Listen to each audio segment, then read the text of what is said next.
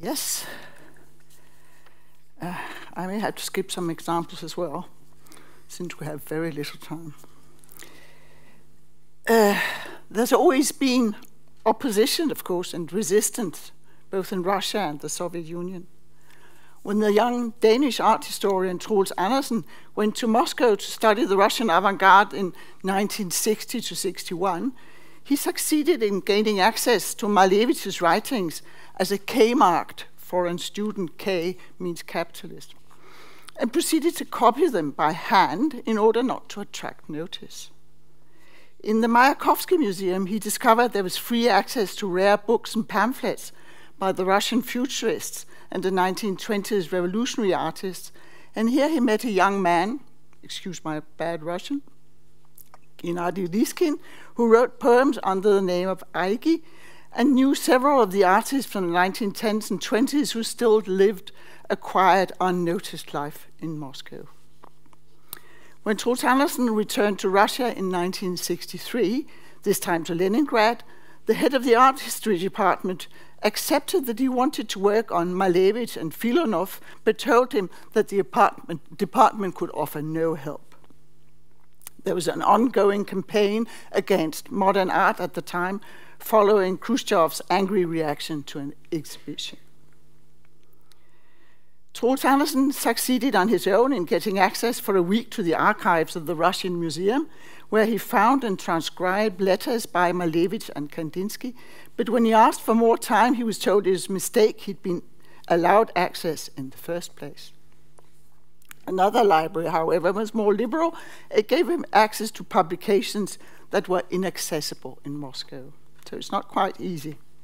But he soon met other people secretly interested in the avant-garde, such as Boris Gurevich, who had been a pupil of Filonov, and Anna Lipovskaya, who had belonged to the inner circle around Malevich and had saved writings and drawings by Malevich from destruction.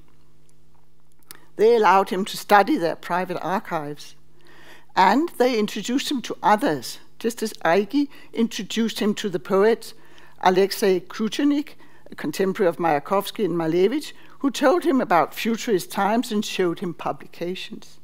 Through these contacts, he also met Natalia Goncharova and Mikhail Larionov, who were old and poor and lived in exile in Paris, but were glad to talk about art and exhibitions in revolutionary Russia. Based on his handwritten copies, I think I need to. No? Nothing seems to happen. Well, never mind. Based on his handwritten copies, Troels Andersen published the first ever edition of Malevich's writings in a Danish translation in 1963 and in an English translation in 1970. He also published the book Moderne Russisk Kunst, Modern Russian Art, 1910 to 1925, in 1967. And he assisted in exhibitions of avant-garde Russian art by Malevich, Tatlin, and others at Moderne Museet in Stockholm and Stedelijk in Amsterdam. When Troels Andersen returned to Denmark after his first period of study, he helped Paul Gernes, Danish painter, start the Experimental Art School in 1961, and that became, I think, probably the most important avant-garde artist group in the 1960s. And Troels Andersen, of course, taught the group about Russian avant-garde art, so many discussions at the X School were filtered through the lens of the Russian avant-garde. I think I'll skip the examples of that.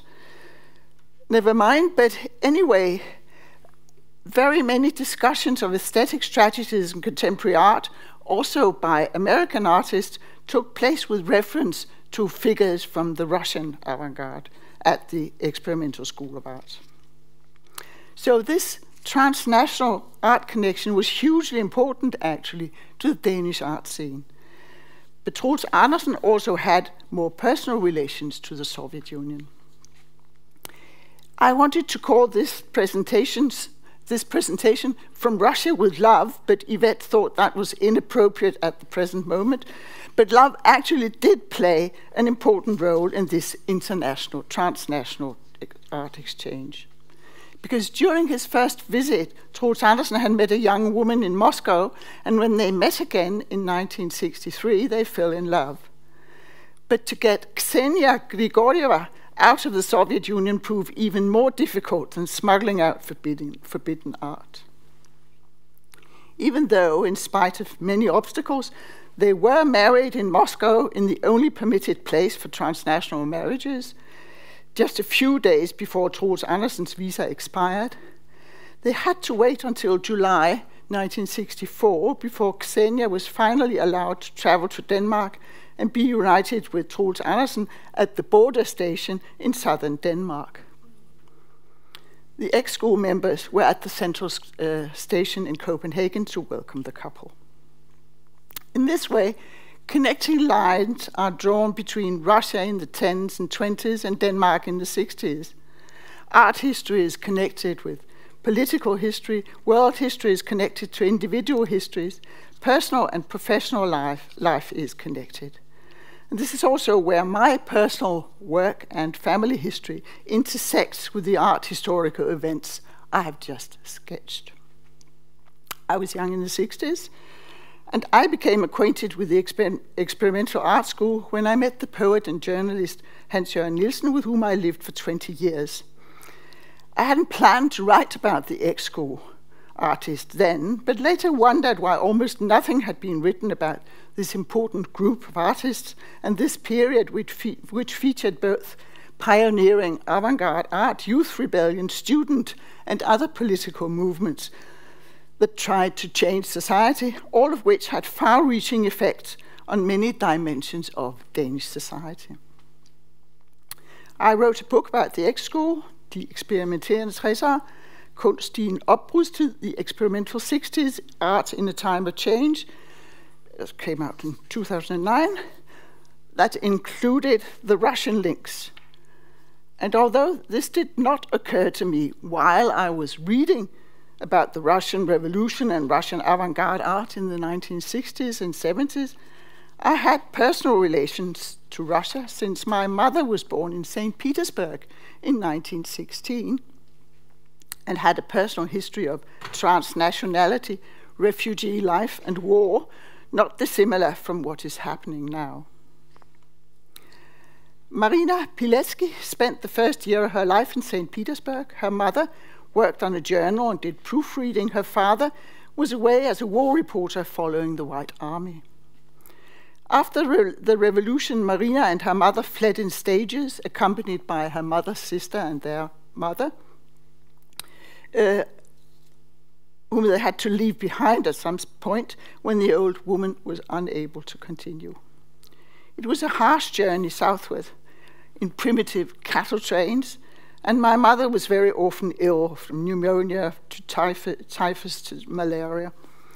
But after a year or two, the parents were reunited in Crimea, and at the last moment before the Red Army advanced, the family was picked up by a French ship and taken to a refugee camp in Yugoslavia. Marina remembered that she was perhaps 5 years old when they arrived in Dubrovnik, and one of her first memories was of standing on the quay in the sunshine and being handed some food or plaything. She remained in Yugoslavia until she was 17. In the refugee camp, each family had a one-room shed. Marina enjoyed being in the camp because there were other children to play with, and here she started in the nearby school that happened to be German. So now she spoke Russian, Serbian, and German. But her parents did not get on, and eventually her mother ran off with another Russian she met in the camp after having placed Marina in a boarding school. Her father got a job at a timber mill. Luckily for Marina, there was a family, I think a Russian family, who took her in while she was at the boarding school in Novi Sad. They saw to it that she had warm winter clothes that her father didn't think to provide, and invited her to their home, to the theater, lent her books. I think they saved her life. She was surprised to learn that her mother had gone when she returned from boarding school for a holiday and was met at the station by a girl who gave her a doll and told her her mother had left. But they corresponded and kept in touch until Marina had finished school and took the first opportunity to travel to Bordeaux, France, to join her mother. It seems it was a happy reunion. Marina said they laughed a lot.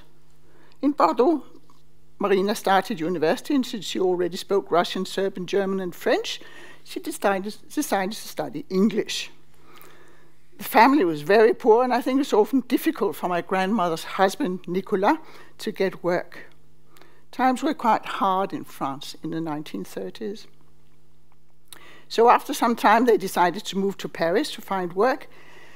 This didn't lead to better wages or jobs, but for Marina, Paris was really exciting at this period, even though there was not much to eat and it was too expensive to take the metro.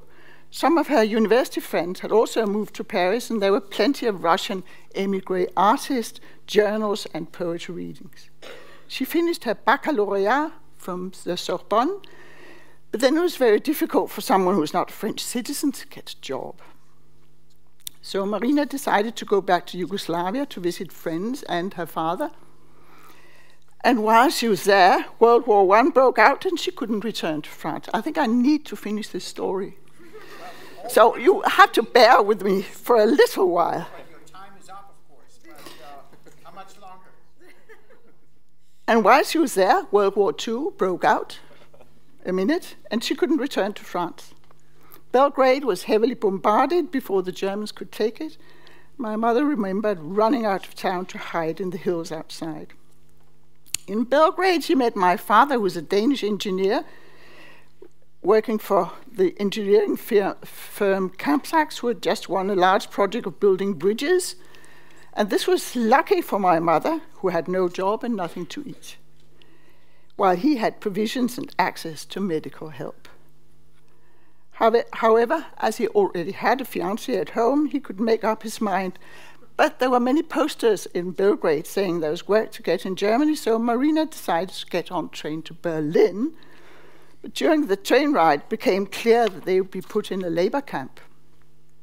One of the guards told Marina that if she was quick, she could jump off unnoticed when they reached the Hauptbahnhof.